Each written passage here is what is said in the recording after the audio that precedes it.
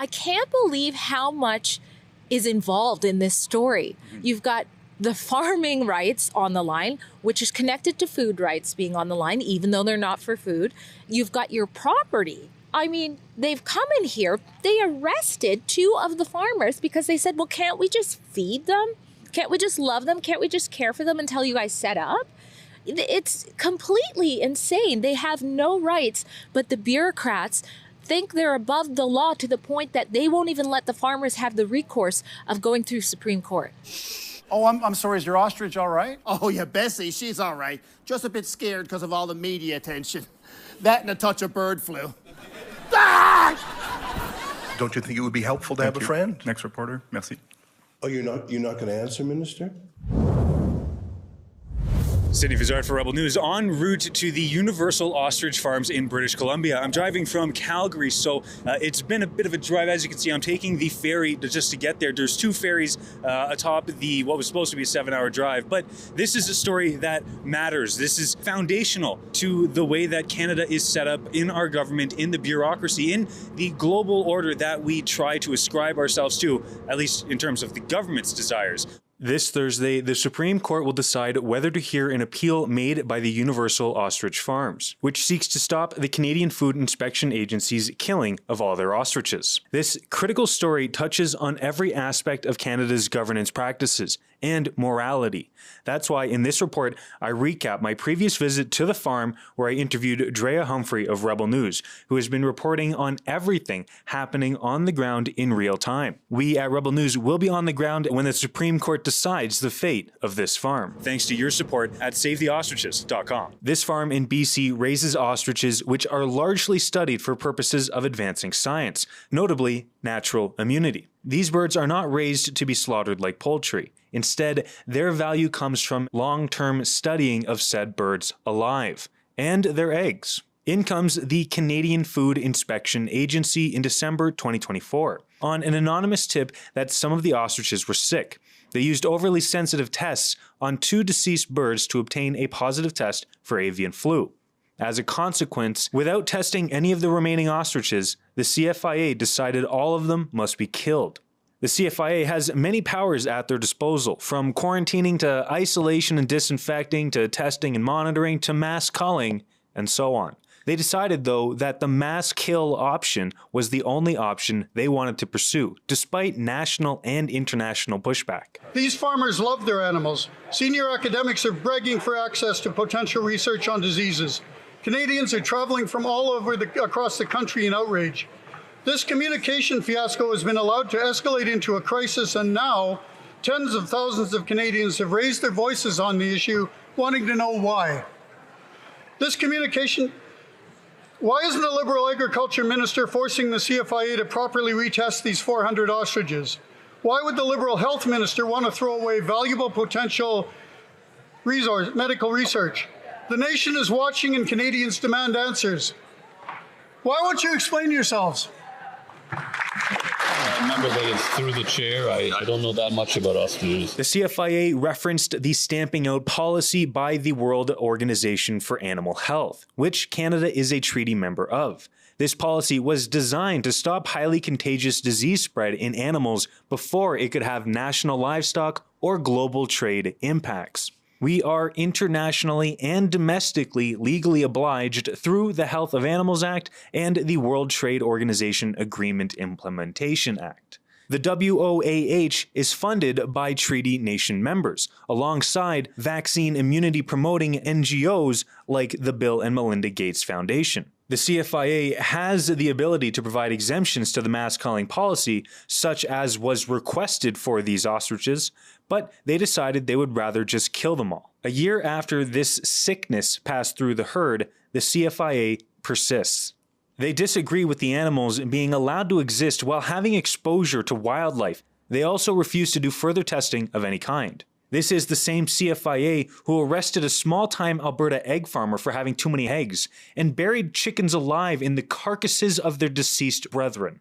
Despite the CFIA's intentions, Universal Ostrich Farms brought this matter to court. The federal court ruled with the CFIA on the grounds they are a federal body established by Parliament and thus should not be interfered with. The Federal Court of Appeals sided with that ruling. The fully vaccinated Supreme Court of Canada is set to decide whether they'll hear an appeal from the farm on November 6th. If the Supreme Court refuses, the CFIA may proceed with the killings immediately. If they approve, then the matter will be brought before them in court. The Liberal Party Minister of Health, Marjorie Michel, could intervene as the minister responsible and in control of the CFIA, but has chosen to remain silent. Robert F. Kennedy Jr., your U.S. counterpart, has written saying he thinks that there's some medical research value in these ostriches because they had avian flu, but then have recovered and are now immune. In fact, he's offered to do the research and even to pay for it. It seems to me that we need allies around Trump's cabinet table. And if you could throw him a bone and say, sure, Secretary Kennedy, you can study these birds, it's sort of no skin off Canada's nose. And don't you think it would be helpful to have an ally in Trump's cabinet when we're doing our trade negotiations? Prochaine question, merci. That's my question. Don't you think it would be helpful to have a friend? Next reporter, merci. Oh, you're not going to answer, Minister? Okay, I'll sit down. It's I guess it's question period, not answer period. Okay, thank you. Okay, I think we're going to move to the questions on Zoom. Mark, over to you. Thank you. The birds have been legally protected from death as this has moved through the courts, thanks to the stay orders requested by the farm's legal representation, lawyer Umar Sheikh. However, the CFIA was granted control of the farm and other lands, and are using their power to enforce RCMP engagement. They have seized lands and properties of locals, had around half a dozen people arrested, and had a bird die of neglect under their control. They're a bloodthirsty gang of bureaucrats on a literal killing spree, granted seemingly unlimited power from the federal Liberal Party government while the courts look the other way. We'll see on November 6th what the Supreme Court says. In the meantime, here's an on-the-ground look from my recent journey to the farm currently seized by the government, and interview with BC Bureau Chief Rebel News reporter Drea Humphrey. As you can see behind me, there is the designated kill zone for these ostriches, the ones that the CFIA, the Canadian Food Inspection Agency, is trying to murder. The question remains, why did they set up a double perimeter with a police enforcement around it, with fog lights that get set up at night to prevent people from coming onto the property? On the opposite side of the property, where everyone is attending those supporting the ostrich farm, why are they continuing to attempt this in the first place? Why is it that there's got to be a cull on these birds? There doesn't have to be a cull on these birds. That's the problem. The birds that are here have never even been tested for the avian flu. They're over 260 days healthy and asymptomatic since a sickness passed through the herd late last year. The CFIA, they were the first ones on the property with their full, pandemic attire, as it were. Day one, they didn't even wear it. I think they watched themselves on the news and went, oh, shoot, we forgot to act like these birds are sick. When that sickness passed, there were some that passed away. They were the younger birds that had weaker immune systems.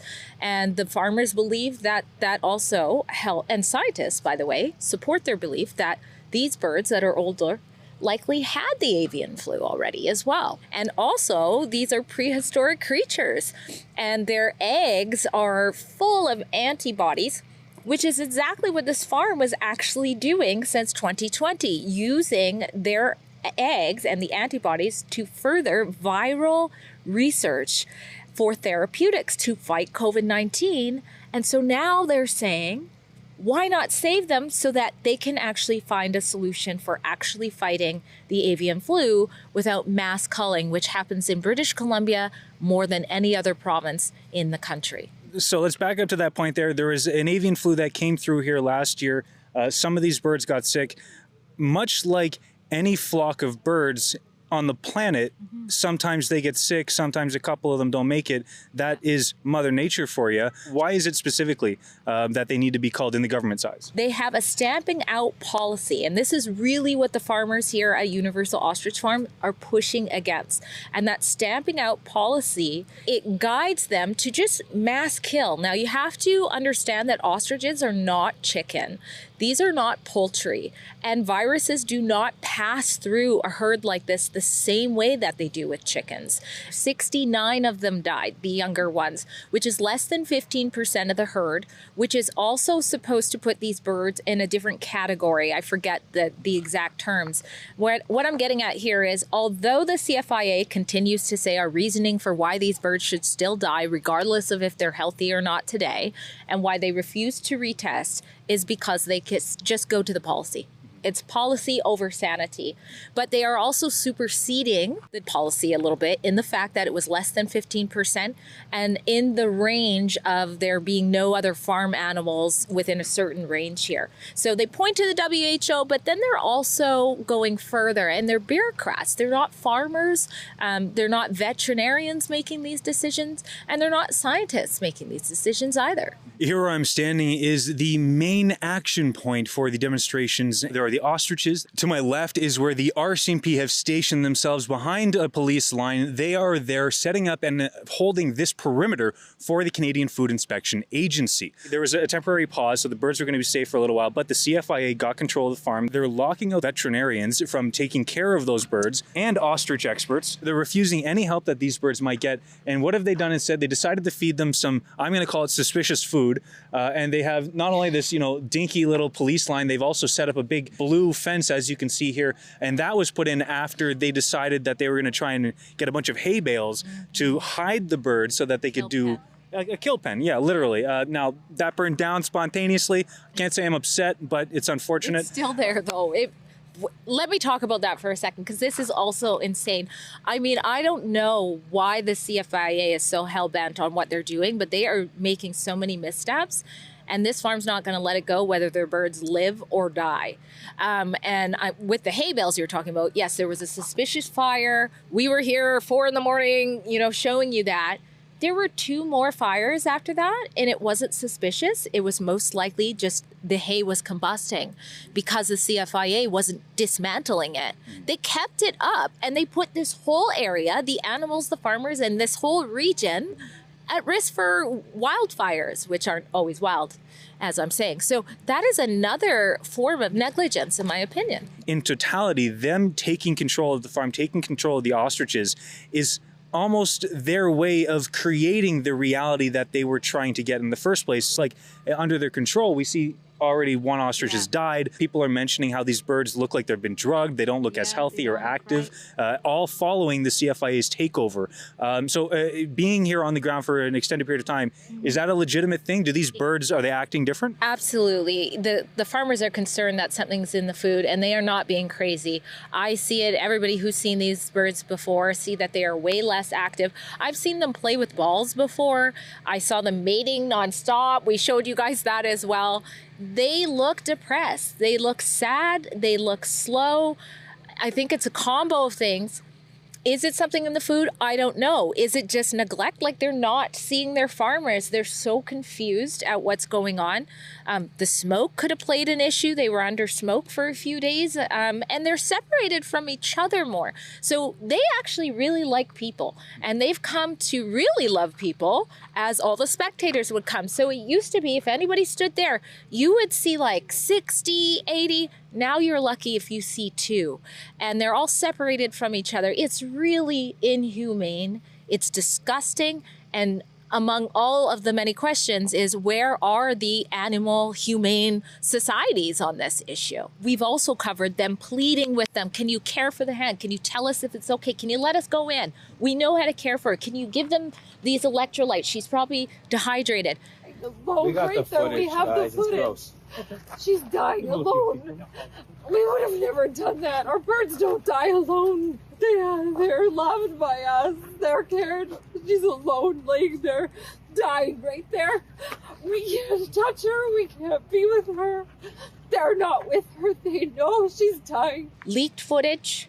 Snuck over there after the CFIA tried to snuff out your eyes. They literally, after the farm got their stay relief from the Supreme Court, pausing the call, they blocked their cameras so that the world can't see and the farmers couldn't see. And somebody got a shot of that neglected hen dying on her own. It's really disgusting. Her name is Spirit.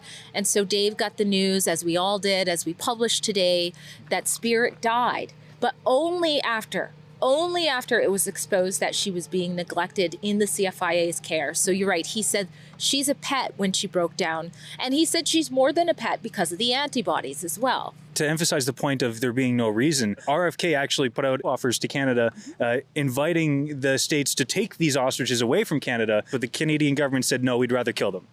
This is another layer of the hypocrisy and the why. So Secretary of Health, RFK Jr., like you're talking about, head of Medicare, Dr. Oz, the FDA and the NIH have all gone to bat for these birds, saying, hey, there is a research opportunity. These vaccines we're relying on, like Moderna, which is trying to do the mRNA vaccine, they're leaky. We don't like this mass culling thing because they've had to kill a lot of animals too. We want to find a better way, and they want to go into therapeutics, which is exactly what this flock is lined up for. So in this whole elbows up, Mark Carney, Canada, it's all a wash. Everybody can see that when you have the Americans say, hey, let's do this trade deal. We'll pay for the science, we'll test the birds at our own expense, and you guys just get to simply win. That could have been huge, or can be, if there is some shift for British Columbia and Canada. It could literally ease trade tensions between our biggest trade partner. Reminds me of, unfortunately, the state of Canada, which is a bird gets sick, we got to kill the whole flock. You don't feel that well? Maybe you should try assisted suicide. So that's what the CFIA said. They said that these birds got to get killed. The farmers here are obviously putting up a good fight. Why haven't they been called yet? So you said it right there. I've interviewed these farmers, and something they've said a couple of times, and they've hit it on the nail, is that the CFIA has messed with the wrong farm here. This organization that has been operating for decades with no accountability, killing animals, are a killing machine. They are not protecting life. They're not protecting our livelihoods. They don't care. And now we need to see that agency, that organization be dismantled. It has been made clear. They have not given up the fight, because you remember when the CFIA comes to these farms, over hundreds of them in British Columbia alone, culling 9 million birds since 2022, they also dangle a price for each bird. And so that plays into why you don't always hear about this. There's even non-disclosures involved. So they've come to the wrong farm here that says, no, these are not just animals that we're selling for meat. These are actually our pets. We've raised some of these for 30 years, and they have a promise for the future that they believe is going to change the world. So they're like, no, we are not giving up this flock, and this policy needs to be taken down. So they have challenged the policy in the federal court, of Appeals. And what is crazy here is, as you see, they're at a standoff on their property with the Canadian Food Inspection Agency, who's hijacked their flock and part of their land. And all of that happened on the tax dollars when the CFIA knew the farmers were going to try to take this fight to Supreme Court. So they risk this whole standstill that we're paying for shouldn't even be happening, because the stay that they knew was possible happened when they came to the grounds. It's really shocking. Omar Sheikh, yes. Is he on this case still? I know he does a lot of great work. He doesn't stop. He got that miraculous stay order, which was literally in the nick of time, it seemed. Like they could have called these birds maybe that day, the next day. And so he got that stay order. And then, of course, there's all these submissions. And the next, what's being weighed right now is whether or not the farm will be granted leave, which will pause the call longer. I assume it means they will leave, because it would be ridiculous for us to pay for them to still be here. And that will allow them to prepare for a hearing in Supreme Court. First of all, there's not really anything like this before, but normally when you're waiting to see if you can get a leave for something, it could take 1 to 3 months. It could take a long time. But obviously everything is expedited right now because of the resources, because that the police are here instead of cracking down on drug crimes and all of our crime going up. They're acting like the farmers and the supporters are criminals. And of course, the CFIA is here. As you can see behind me, this is where supporters are camping out. Some of them for days, some of them for hours, some of them for weeks and months. There are people here who are 100% dedicated to standing by with the farmers here at the ostrich farm to support them for anything that comes up. It's a bunch of people that have set up in their cars, a lot of them, but most of them sleeping here. There's a food set up. People are being fed. It's turned into a little town. How did this happen? What is this? How did these people get here? What are they doing here? Yeah, so we're at 301 Landjail Road, and the farmers, since the beginning of their fight with the CFIA, have been saying, come here.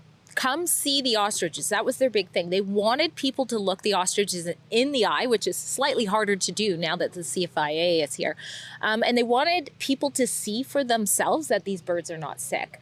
So you've had people come here for the whole 9 months. You've had people stay for a week, a month at a time, and you've had many people come here for a couple days and go, and some people come for just a day. So I don't know the number of people that have come here.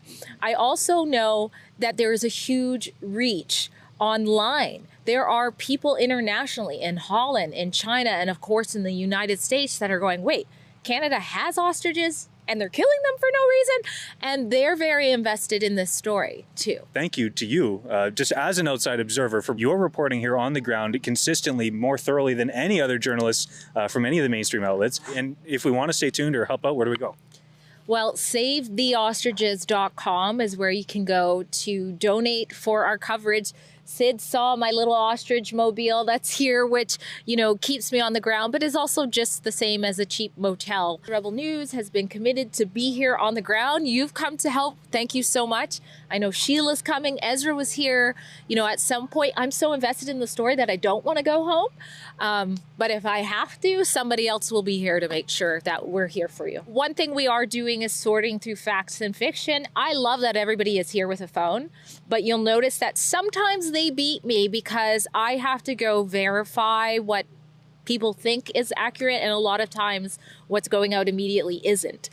So that's something Rebel News is for sure bringing you, is to make sure that you're knowing what exactly is happening at the right time. And then we are breaking some news right away too. So SaveTheOstriches.com. And also I always link, you know, the GoFundMe to help the farm itself too with their legal expenses. Let me know in the comments, what do you think needs to be done to save these ostriches? For Rebel News, I'm Sidney Fazard. SaveTheOstriches.com is where you have to go if you want to see all of our coverage. We want to put in the effort to be there to cover these stories that matter. And we're able to do that thanks to your support at SaveTheOstriches.com.